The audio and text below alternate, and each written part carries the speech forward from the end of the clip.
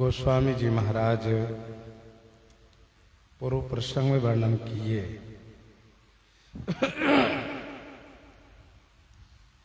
श्री विभीषण जी को राजा बनाने के बाद भगवान श्री रामचंद्र जी हनुमान जी को लंका में भेजते हैं। भगवान श्री रामचंद्र जी का उद्देश्य यह है कि मेरा समाचार श्री सीता जी को पहुंचे और उनकी कुशलता मेरे पास तक आ जाए। इसलिए श्री हनुमान जी को भेजते हैं। वैसे भी भगवान श्री रामचंद्र जी का यह स्वभाव है कि पहले भक्त का काम करते हैं, फिर अपना कार्य करते हैं। भक्त के काम में जैसे कि सुग्रीव को राजा बना करके इसके बाद श्री सीता जी की शोध कार्य करवाते हैं।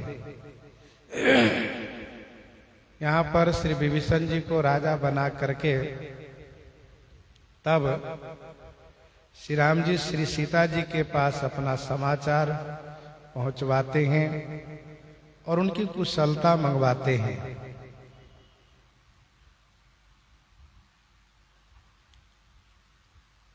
श्री हनुमान जी महाराज लंका में गए। लंका के निवासी जो निश्चर हैं, निश्चरियां हैं, उन सब ने हनुमान जी को बड़ा स्वागत किया है, पूजा की है और दूर से ही भगवती श्री सीता जी का दर्शन करवाया है। श्री हनुमान जी ने जहां से दर्शन किया वहीं से माता जी के श्री चरण में वंदन प्रणाम किया है। मां ने पहचान लिया कि बेटा हनुमान आए हैं, पुत्र हनुमान आया है और इनके आने का मतलब है कि विशेष समाचार लेकर ही आया है।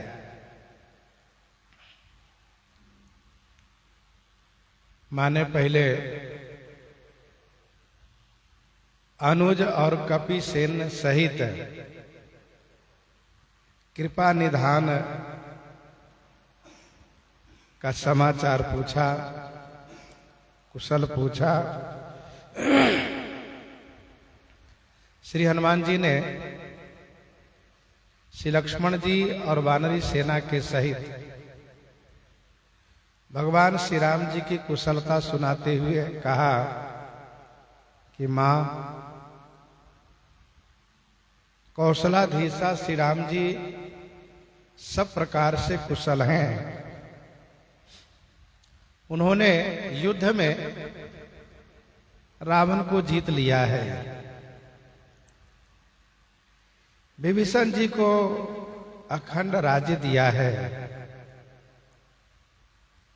यह सुनते ही श्री सीता जी के हृदय में अत्यधिक हर्ष भर गया।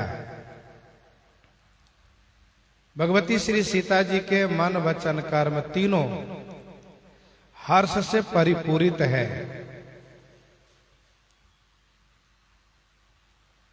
कुछ क्षण के लिए इनकी वाणी अवरुद्ध हो गई, बोल नहीं पा रही हैं। तो श्री हनुमान जी ने हाथ जोड़ करके कहा, मां, मैंने जो आपको समाचार दिया है, कहीं ऐसा तो नहीं कि मुझसे कहने में कोई भूल हो गई हो, इसलिए मैं आपको फिर से सुना दूं कि प्रभु श्री रामचंद्र जी अपने भाई लक्ष्मण और वानरी सेना के सहित कुशल से हैं। युद्ध में उन्होंने रावण को जीत लिया है, रावण मारा जा चुका है। विभीषण जी को हमेशा के लिए राजा बना दिया है उन्होंने। तब भगवती ने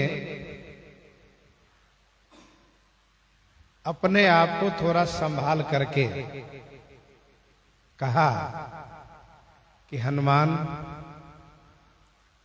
मैंने सुना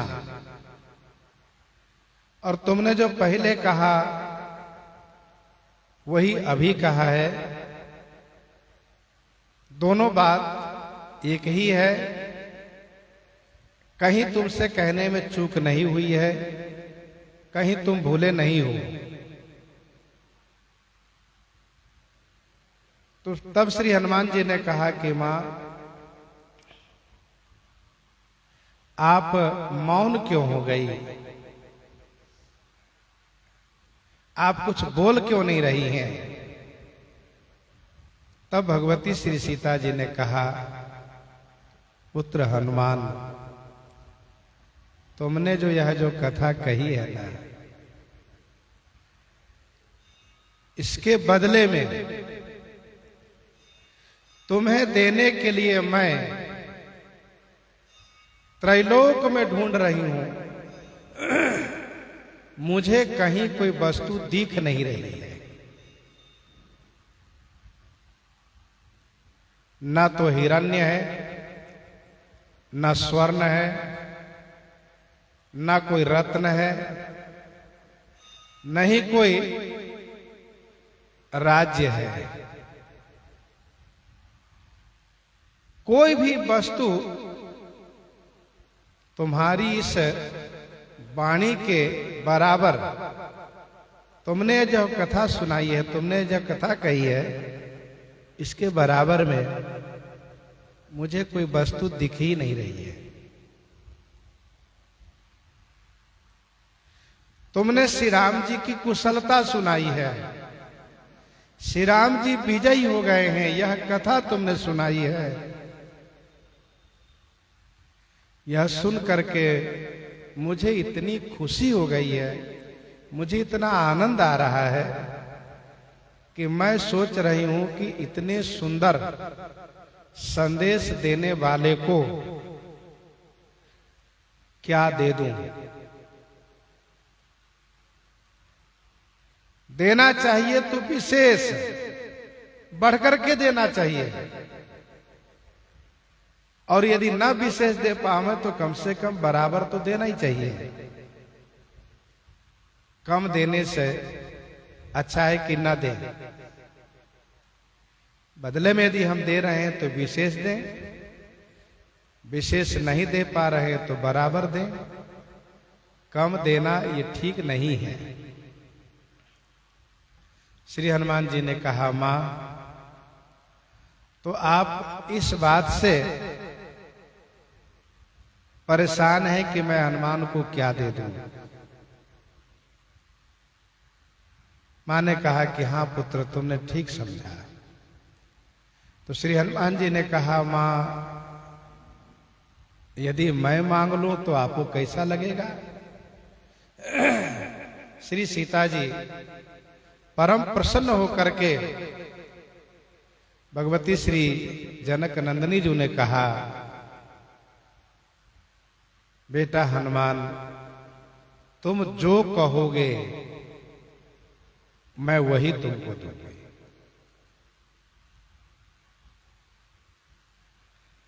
श्री हनुमान जी ने कहा, मां, मैं जब प्रथम बार यहां आया था, इस अशोक के वृक्ष के पत्ते में छुप करके आपकी दशा को देख रहा था। रावण आया, उसने जो किया उसकी सजा तो उसको मिल गई। उसकी आज्ञा से इन निश्चरियों ने आपको बहुत दुख दिया। मुझे वह सब दृश्य याद है जिस निश्चरी ने जो जो कहा है आपके लिए, मैं वही वही उसको दंड दूं, बस यही मेरी इच्छा है। बस यही एक मेरी इच्छा है। उस इच्छा की पूर्ति के लिए आप आज्ञा दें। और महाराज वो तो सारी निश्चर्या कांप गई। हनुमान जी महाराज आज्ञा मांग रहे हैं, जिन पर भगवती श्री मिथिलेश नंदिनी जो प्रसन्न हैं, जिनको सब इच्छा पूर्ति करने के लिए वचन दी हैं, और श्री हनुमान जी ने अपनी इच्छा प्रकट की है कि मैं इन सभी को वह दंड दूंगा जो उस समय ये कह रही थी। कोई आपको कान काटने के लिए बोल रही थी, कोई नाक काटने के लिए बोल रही थी, कोई भुजा काटने की बोल रही थी। जो बोल रही थी वह सब मुझे याद है। ये सारी निश्चर्या कांप गई है।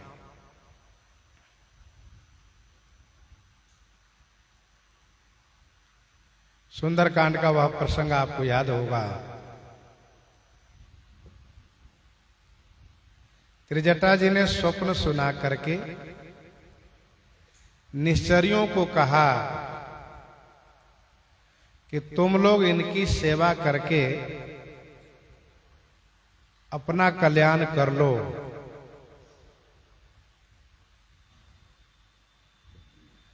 क्योंकि इनके स्वामी आने वाले हैं,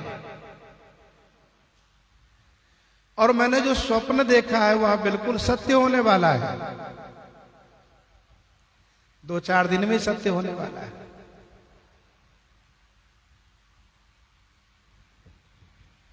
सभी निश्चरियां डर गई थी, और त्रिजटा जी के कहने पर सबने श्री सीता जी के चरण में वंदन प्रणाम किया था। और श्री सीता जी ने कहा था कि यदि त्रिजटा जी के स्वप्न के अनुसार ऐसा ही होता है तो मैं तुम सबकी रक्षा करूंगी।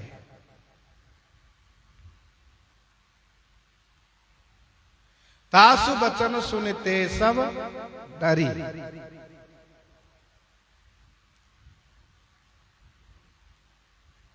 श्री सीता जी ऐसी करुणामयी हैं कि प्रणिपात ही प्रसन्ना मैथिली जनकात्मजा।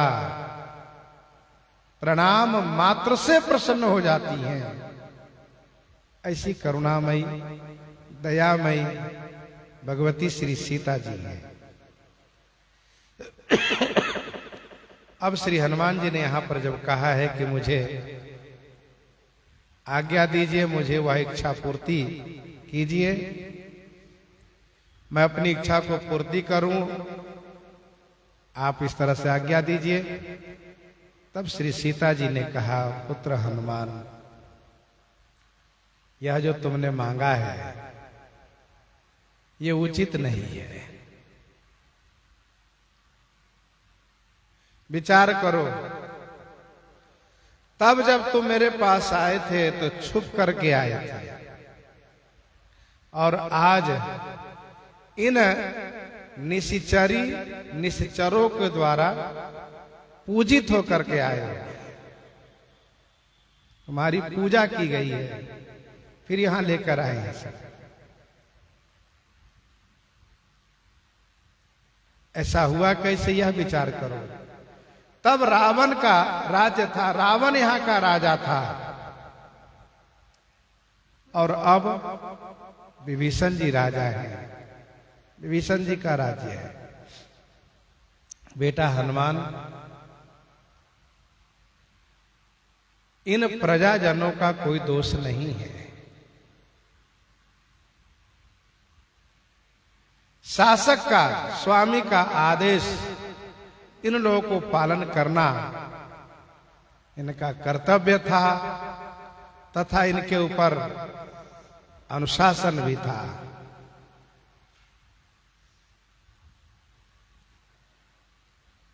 अब विभीषण राजा है, अब ये सब पूजा कर रहे हैं, तुम्हारी भी मेरी भी। तो इनका क्या कसूर है, इनकी क्या गलती है?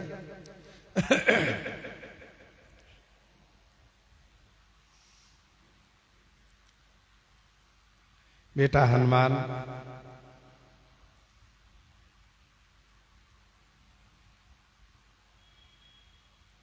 कैसा भी अपराधी कोई क्यों न हो, उनके ऊपर दया करना चाहिए। पापानाम वा शुभानाम वा बधारहानाम पलवंगम कार्य करुण मार्यन न कश्चिना पराध्यति। संसार में कोई ऐसा जीव नहीं है जिनसे अपराध न बनता हो। हनुमान जी विचार करो बेटा हनुमान, संसार में कौन ऐसा है जिससे अपराध न बनता हो? सबसे अपराध बनता है। अपराधी मैं भी हूं, अपराधी तुम भी हो, अपराधी लक्ष्मण जी भी हैं। तुम कह सकते हो कि फिर तो अपराधी श्री राम जी भी हैं, तो मैं इस बात को स्पष्ट कर दूं कि स्वामी श्री राम जी अपराधी नहीं है। उनसे कभी दोष नहीं बनता, उनसे कभी अपराध नहीं बनता है, क्योंकि निर्दोषम ही समम ब्रह्म। ब्रह्म सदैव निर्दोष रहते हैं, उनमें कोई दोष नहीं आता।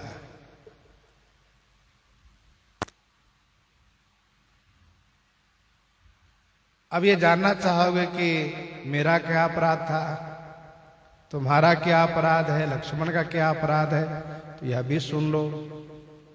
मेरा अपराध था जो मैंने यह हठ किया कि आनहु चरम कहति वैदेही। सुनहु देव रघुवीर कृपाला, यही मृग कर अति सुंदर छाला। सत्य संद प्रभु पद करिए ही आनहु चरम कहति वैदेही। किसी भी परिस्थिति में इस तरह से पति को आज्ञा देना स्त्री का धर्म नहीं है। ये स्त्री का अपराध है कि आज्ञा दे और पति को बाध्य करे कार्य करने के लिए, विवश कर दे कि आप यह काम करिए मेरे लिए। यदि आपका मुझ पर प्रेम है तो मेरे लिए यह काम करिए, ऐसा बाध्य नहीं करना चाहिए। निवेदन कर सकती हैं, प्रार्थना कर सकती हैं कि यदि ऐसा होता तो अच्छा होता, लेकिन ऐसा कर दीजिए ये नहीं कहना चाहिए। मैंने कहा कि सत्य संद है, सत्य प्रतीक है, इसलिए इसको मार करके इसकी छाल ले आइए। ये मेरा अपराध था। लक्ष्मण जी के अपराध की बात रही तो लक्ष्मण जी ने अपने स्वामी की आज्ञा को पालन करने में वे विफल हो गए। माना कि मैंने उन्हें बहुत कड़वे शब्द कहा, बहुत कष्टदायी शब्द कहा, उनको मैंने अपमान किया, बड़ा अनादर किया, लेकिन उनका कर्तव्य था कि वह वहीं रहते, जाते नहीं। चले गए, ये उनका अपराध। और तुम्हारा अपराध बेटा हनुमान, स्वामी ने तुमको केवल मेरी सुधि लाने के लिए पहले भेजा था।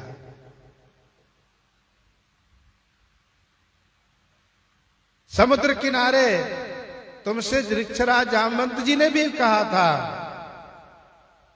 इतना करे उताद तुम जाई, सीत ही देख कहु सुधि आई। और तुमने क्या किया? पूरी लंका को जला दिया। लंका जलाने में बहुत ऐसे मारे गए जिनका कोई अपराध नहीं था। तमाम ऐसे बच्चे, पशु, महिलाएं जो अपने आप को नहीं बचा पाए वे सब मारे गए। ये तुम्हारा अपराध है। तो बेटा हनुमान, यहां संसार में सब अपराधी है, कौन अपराधी नहीं है? ये श्री किशोरी जी के द्वारा सुंदर संदेश है, शिक्षा है कि भगवान को छोड़ करके संसार में कोई जीव निरपराधी हो ही नहीं सकता।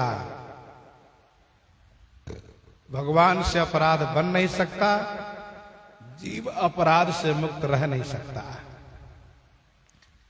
चाहे जितनी सावधानी हो, कहीं न कहीं कुछ न कुछ गलतियां हो ही जाती है। गलती होना यह स्वाभाविक जीव में दोष है। तुम इन निश्चरियों पर बड़े नाराज हो, इस नाराजगी को दूर करो। इन बेचारियों का कोई दोष नहीं है, इनकी कोई गलती नहीं है।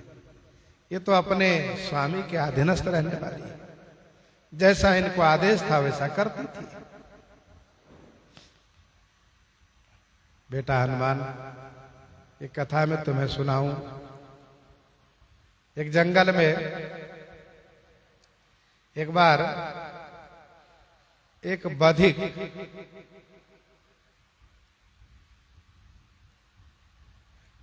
जो बाघ के चपेट में आ गया, उसने भाग करके एक वृक्ष का आश्रय लिया। बाघ ने उसको घेर लिया था, तो उसको बचने का कोई उपाय नहीं दिख रहा था, तो वह भाग करके एक पेड़ पर चढ़ गया, एक वृक्ष पर चढ़ गया। जैसे ऊपर गया वैसे उसने ऊपर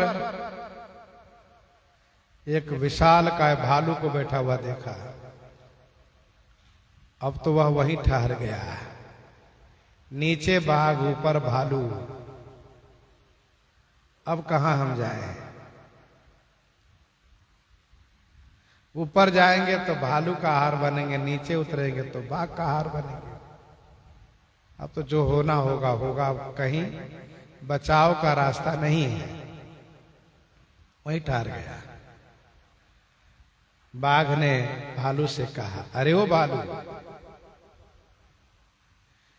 इस बधिक मनुष्य को गिरा दो नीचे, मैं भूखा हूं, खा करके चला जाऊंगा। भालू ने कहा, अरे ओ बाघ,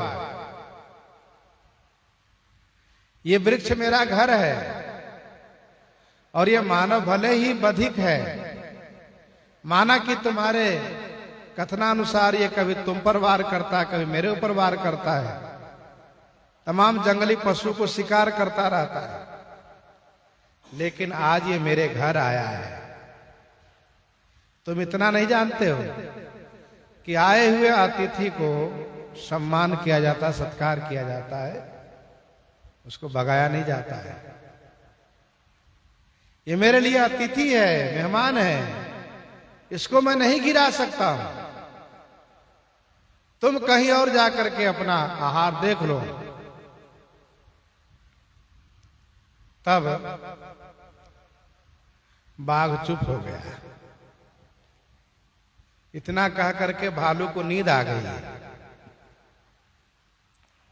बाघ ने मनुष्य से कहा, अरे वो मानव, वो भालू खाया है अघाया है, इसीलिए वह ज्ञान की बात कर रहा है।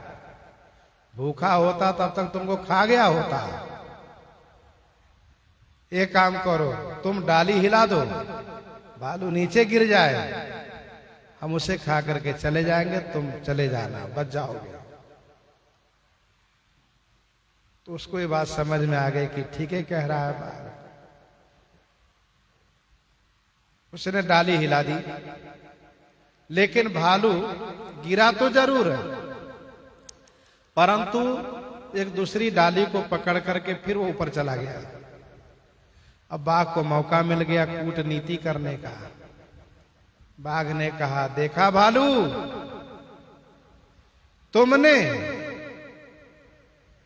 इसको मेहमान कहा, अतिथि कहा, और ये तुम्हारे साथ क्या किया? कृतज्ञता किया। इसने तुमको गिराया, इसलिए अब इसको गिरा दो और इसे मैं खा जाऊं। तो भालू ने कहा, बाघ, ये सब तुम्हारी चाल है, कुछ भी कह लो, मैं नहीं गिराने वाला हूं इसको। अंत में वह बाघ निराश होकर के चला गया। मनुष्य उतर आया नीचे। भगवती श्री सीता जी कहती है, हे हनुमान, विचार करो, एक हिंसक वन में रहने वाला पशु, कठोर हृदय वाला मांसाहारी है, उसके हृदय में भी इतनी दया है, तो हम सबको तो और विशेष दया करनी चाहिए। हनुमान जी महाराज भगवती श्री सीता जी के श्री चरण में प्रणाम किए और श्री हनुमान जी ने कहा कि देखो मित्रों,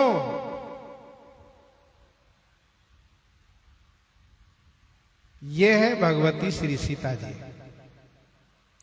जिनके हृदय में इतनी करुणा है। और इसीलिए भगवती श्रुति कहती हैं, कुपुत्रो जायते क्वचिदपि कुमाता न भवति। पुत्र भले नालायक हो जाए, लेकिन मां जो है कुमाता नहीं होती है। श्री हनुमान जी ने कहा कि भगवान श्री राम जी के दरबार में यह लिखा है कि निर्मल मन जन सो मोहि पावा।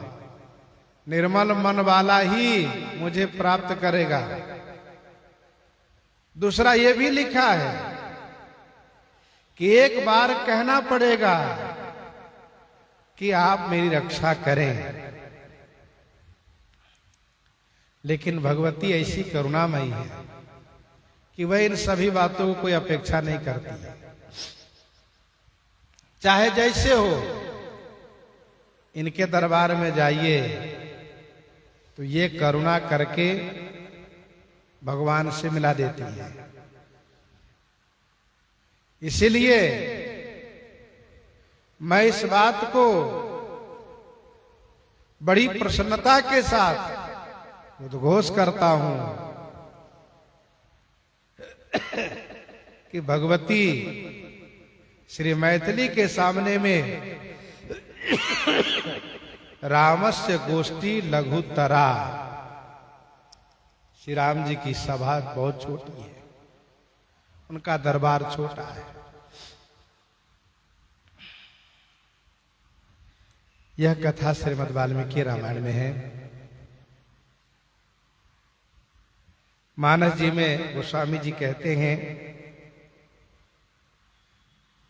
कि अति हरस मन तन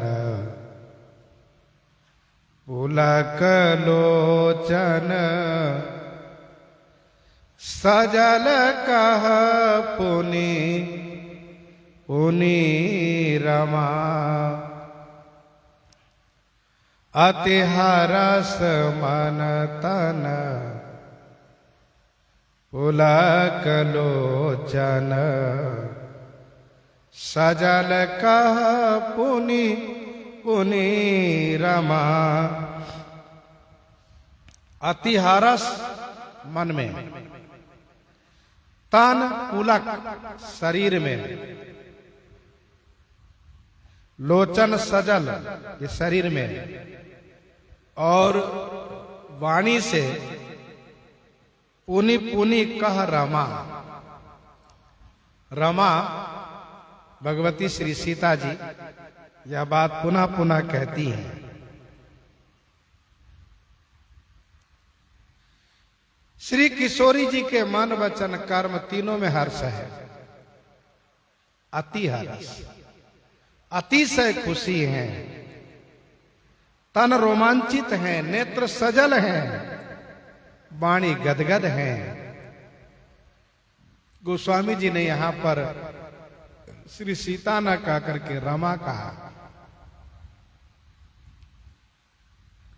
जो संपूर्ण ऐश्वर्य की अधिष्ठात्री देवी हैं, संपूर्ण ऐश्वर्य की अधिष्ठात्री देवी हैं, वे भगवती श्री सीता जी रमा जी पुनः पुनः कह रही हैं, का देऊ तो ही त्रैलोक महकपि, किमपि नहीं वाणी समा, किमपि नहीं वाणी समा।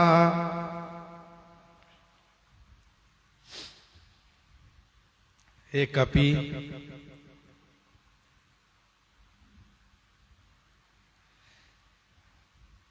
त्रैलोक महा,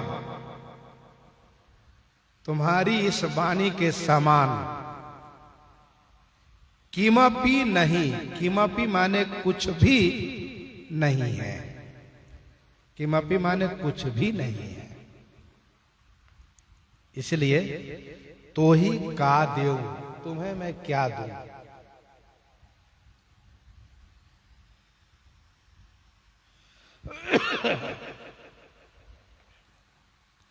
का देव तो ही त्रैलोक महकपि, किमपि नहीं वाणी समा। भगवती श्री सीता जी त्रैलोक की अधिष्ठात्री देवी है, इसलिए कहती हैं त्रैलोक महा। श्री भरतलाल जी अयोध्या जी के राज्य संचालन कर रहे हैं, एक राज्य पद का निर्वहन कर रहे हैं। वह श्री हनुमान जी से कहते हैं कि यही संदेश सरिस जग माही, यही संदेश सरिस जग माही, देखें करी विचार कछु नाही, देखें करी विचार कछु नाही। कुछ भी नहीं है, यह श्री भरतलाल जी ने कहा। उन्होंने कहा जग माही, और भगवती श्री मैथिली जी ने कहा कि त्रैलोक महा।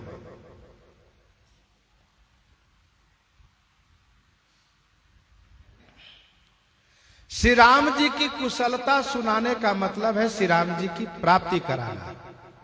अब श्री राम जी विजयी हो गए, श्री राम जी के दर्शन होंगे, तो श्री राम जी से जो मिलावे उनको क्या देना चाहिए? कोई वस्तु है ये नहीं है। श्री राम जी के समान त्रैलोक में कोई वस्तु नहीं है, जय समान अतिशय नहीं कोई। क्या दे? किष्किंधा कांड, सुंदर कांड, लंका कांड, इन तीनों कांड की कथा सुनाने वाले को भगवती श्री सीता जी कहती हैं कि मैं तुम्हें प्रत्युपकार में क्या दूं।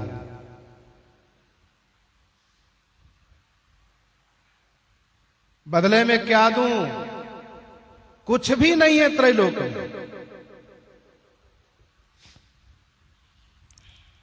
तीन कांड की कथा सुनाने वाले को बदले में देने के लिए कुछ भी नहीं है। अब जब सातों कांड की कथा सुनावे तो उनको क्या दिया जा सकता? कुछ भी तो नहीं। इसलिए एक ही विधि है कि हम जब कुछ नहीं दे सकते तो ऋणी हो जाए और ये कह दे कि मोह पै होई न प्रति उपकारा, बंदौ तब पद बारहि बारा। श्री पक्षीराज गरुड़ जी ने कहा मेरे पास कोई वस्तु नहीं है, क्या दे सकता हूं? श्री हनुमान जी का सौभाग्य है। हनुमान जी ऐसे निष्काम भक्त हैं कि भगवान श्री राम जी का सारा परिवार इनका ऋणी है, कोई इनसे ऋणी नहीं हो पाया। अब जरा सोचिए, श्री राम जी का परिवार जब हनुमान जी से ऋणी नहीं हो पाया, दुनिया में उनसे कौन ऋणी हो सकता है? कोई भी नहीं। सारा विश्व उनका ऋणी है। हनुमान जी ने सबका उपकार किया है, सबकी भलाई किया है। आज भी राम दुआरे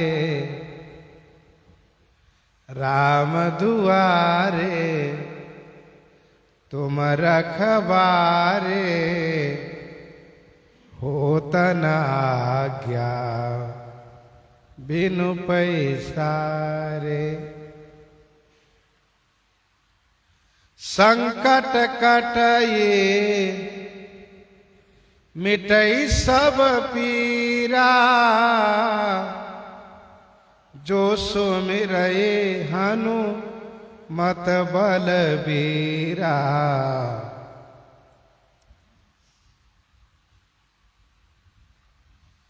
तो हनुमान जी महाराज की ऋणी तो सारी दुनिया है।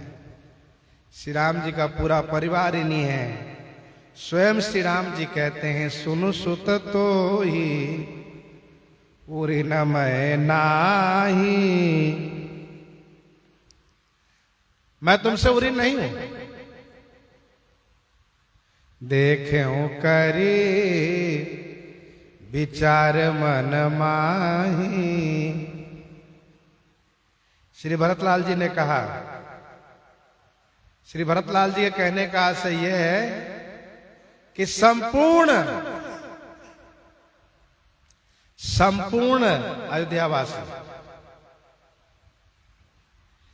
नाहि न तात उरी न मैं तो ही, अब प्रभु चरित सुनावहु मोही। अब प्रभु चरित सुनावहु मोही, नाहि न तात उरी न मैं तो ही।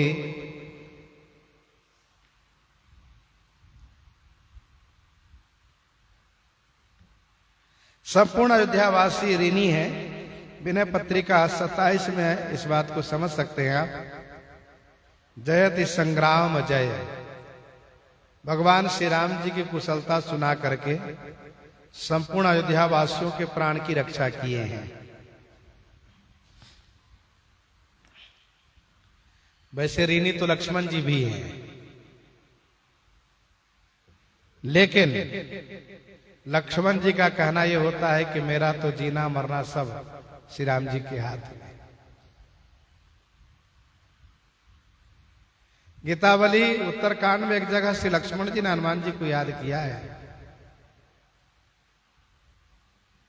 जब भगवती श्री सीता जी को महर्षि वाल्मीकि जी के आश्रम के पास में पहुंचा करके लौटते हैं, तो उस समय कहते हैं कि हनुमान जी ने मुझे व्यर्थ ही जिलाया। आज के दिन को देखने के लिए मुझे उन्होंने जिलाया था।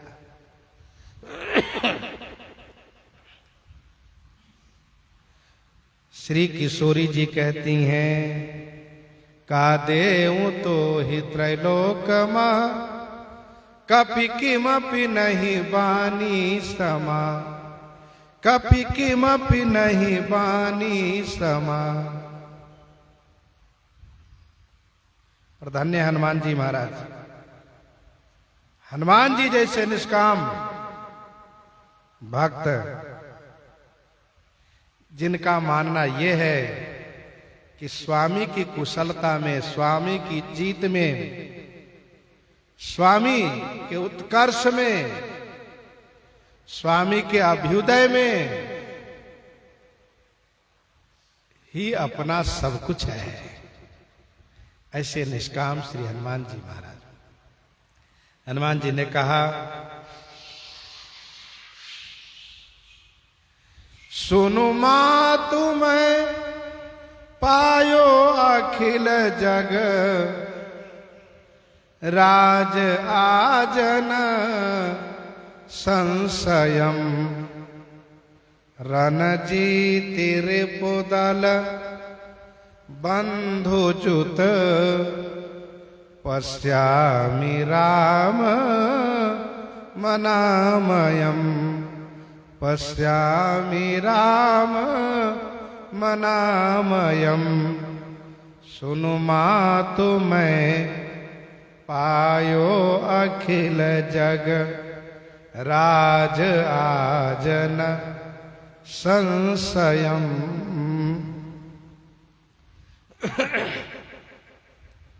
हे माता सुनिए, मैं आज अखिल जग राज पायो, न संशय, इसमें कोई संशय नहीं है। मेरे स्वामी श्री रघुनाथ जी विजयी हुए हैं। मेरे स्वामी विजयी हुए हैं तो मेरे लिए मानो संपूर्ण विश्व का राज्य प्राप्त जैसा सुख मिला है, इसमें कोई संशय नहीं है। मां, मैं कोई बनावटी नहीं कह रहा हूं, कोई प्रशंसात्मक नहीं कह रहा हूं। यही हकीकत है, यही सत्य है कि हे मां, मेरे राघव श्री रघुनंदन के विजयी होने पर मैं संपूर्ण विश्व का राज्य पा गया हूं। श्री हनुमान जी मां के सामने कह रहे हैं और इतिहास साक्षी है, संपूर्ण विश्व में हनुमान जी का ही तो राज्य है। हनुमान जी का ही राज्य है संपूर्ण विश्व में, सब जगह। आज इस घोर कलिकाल में भी हनुमान जी महाराज को कोई भी कहीं भी याद करता हो, स्मरण करता हो, हनुमान चालीसा का पाठ करता हो, हनुमान जी पर भरोसा करता हो, तो उनका मंगल हो ही नहीं सकता है। क्योंकि मंगल मूर्ति मारुति नंदन, सकल मंगल मूल निकंदन, ये हनुमान जी महाराज हैं।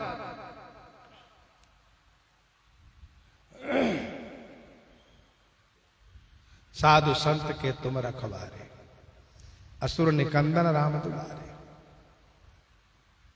संपूर्ण विश्व पर उन्हीं का तो राज्य है।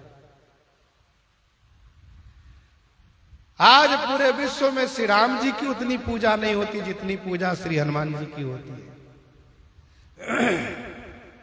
श्री राम जी को भले ना पूजे, लेकिन हनुमान जी को जरूर पूजते हैं। हनुमान जी के नाम से एक झंडा लगा करके हनुमान जी की पूजा करते हैं। ये हनुमान जी महाराज ने जो कहा वो बिल्कुल सत्य है। मुझे आज संपूर्ण विश्व के राज्य की प्राप्ति के जैसा सुख प्राप्त हो रहा है, इसमें कोई संशय नहीं है। क्योंकि हे मां, रणजीति रिपुदल बंधुजुत, पश्यामि राम मनामयम, पश्यामि राम मनामयम। रिपुदल रणजीति बंधुजुत, मनामयम राम पश्यामि। रण में रिपु दल को जीतकर बंधु सहित भैया लक्ष्मण जी के सहित मनामय मन निर्विकार श्री राम जी स्थापित हैं, उनको मैं पश्यामी माने दर्शन कर रहा हूं। मैंने देखा है, दर्शन किया है, तो मेरे लिए इससे बड़ा सुख और क्या हो सकता है। युद्ध में, और वो भी इतना बड़ा युद्ध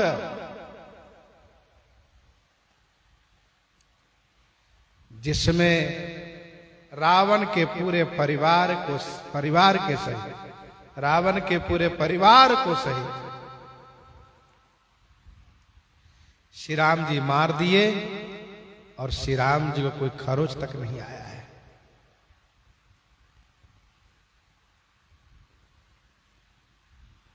श्री राम जी के शरीर में कोई घाव नहीं।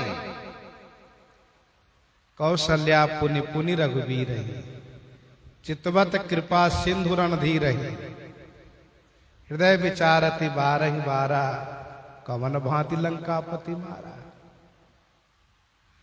तो मैं निर्विकार श्री राम जी को देख रहा हूं।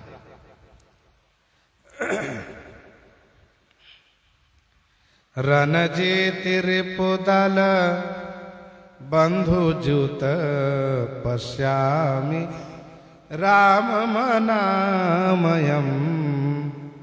मनामय माने निर्विकार, रोग रहित। जब मां ने देखा कि हनुमान तो बिल्कुल निष्काम है, इसको तो कुछ चाहिए ही नहीं, कुछ नहीं चाहिए, तब मां ने अपनी ओर से आशीर्वाद दिया। सुनो सुत सदगुण सकल तब,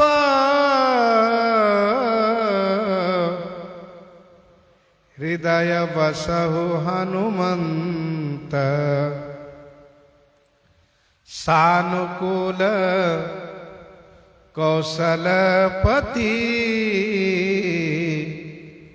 रहु समेत अनंत। रहु समेत अनंत।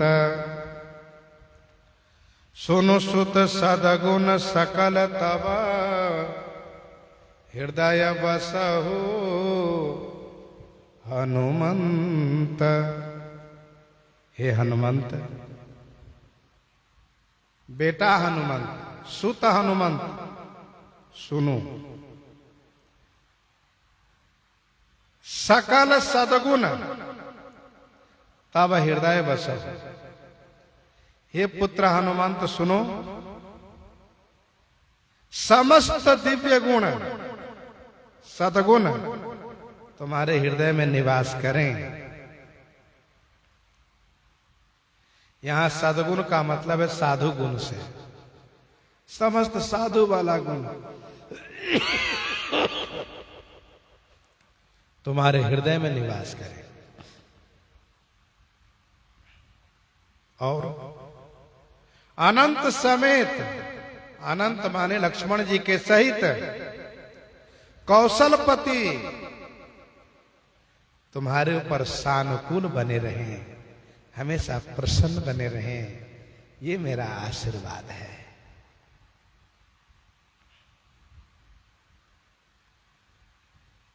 सुनु सुत सदगुण सकल तब, हृदय बसहु हनुमंत। साधु गुण भगवती श्री मिथिलेश नंदनी जी की कृपा से ही आ सकता है। कबहू कहूं यही रहा नहीं रहूंगो, श्री रघुनाथ कृपालु कृपाते साधु स्वभाव कहूंगो। सुनु मुनि साधुन के गुण कहूं, जिन्हते मैं उनके बस रहूं। सुनु मुनि साधुन के गुण कहूँ, जिनते मैं उन के बस रहूं। खट विकार जित अनघय कामा, अचलय किंचन सुचि सुख धामा।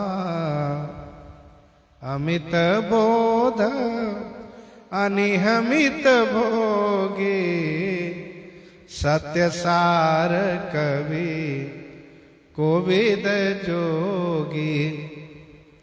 सावधान मां नद मदहीना, धीर धर्म गति परम प्रवीणा। गुनागार संसार दुख रहित विगत संदेह, तजि मम चरण सरोज प्रिय, तिन कह देहन गेह।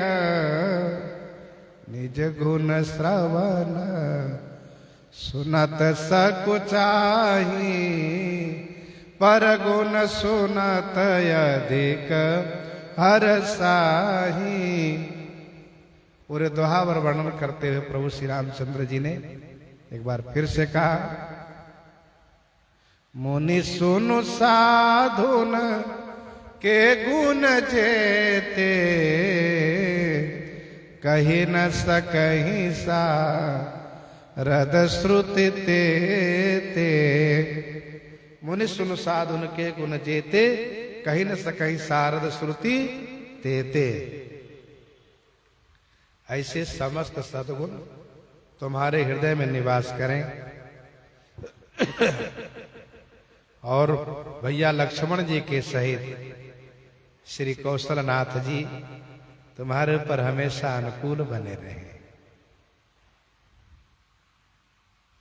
सानुकूल कौशलपति रहूं समेत अनंत। हनुमान जी के जैसा कोई अधिकारी नहीं होगा। तो भगवती श्री मिथिलेश नंदनी श्री सीता जी के समान कोई दात्री नहीं है।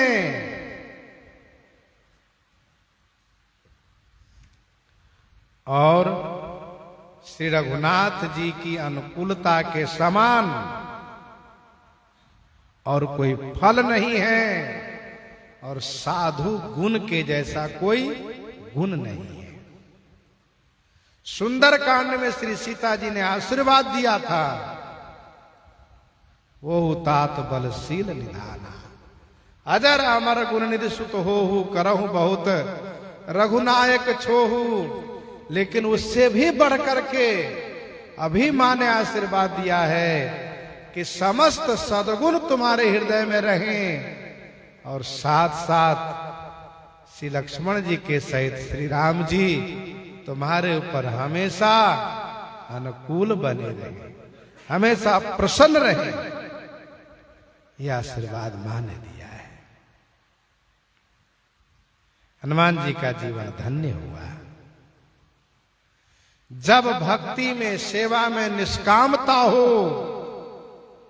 तो भगवान स्वयं प्रसन्न होकर के वह देते हैं जिनकी हम कल्पना नहीं कर सकते।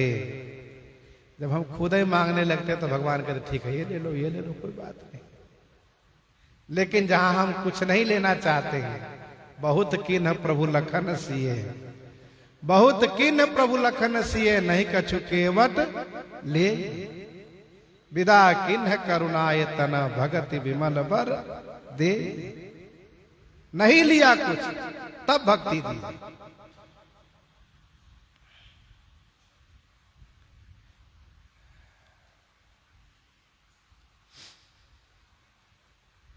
भगवती श्री सीता जी ने हनुमान जी से कहा, आपने पहले जतन किया तो मेरे स्वामी लंका तक आए, रावण को मारे।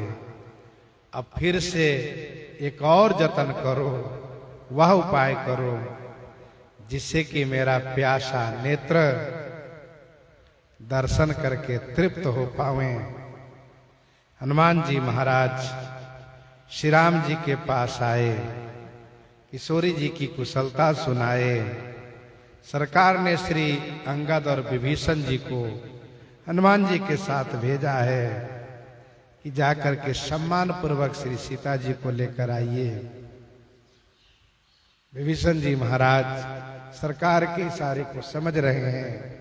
भगवती श्री सीता जी को स्नान करा करके दिव्य वस्त्राभूषण से समलंकृत करा करके और फिर बड़े सम्मान पूर्वक पालकी बैठा करके श्री राम जी के पास लेकर आते हैं। सभी वानर भालू दर्शन करते हैं।